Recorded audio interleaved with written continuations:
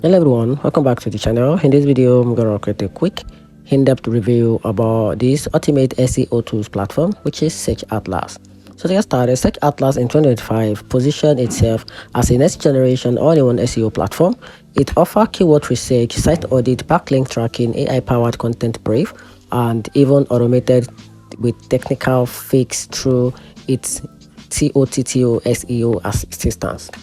Agencies and content teams appreciate how it brings content creation, optimization, and reporting into one dashboard, making it easier to manage multiple projects and scale SEO effort without relying on several separate tools.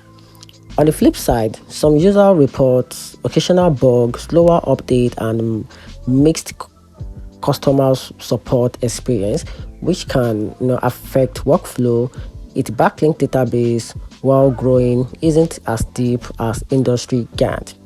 And here's a very conclusion: choose Searchatlas if you want a modern SEO companion that blend automations with strong content tools, but be prepared to monitor its output and undo minor quirk as platform continues to mature. And that's it. Hope you find the video helpful. If you did, turn on the notification button and subscribe for more. Thanks.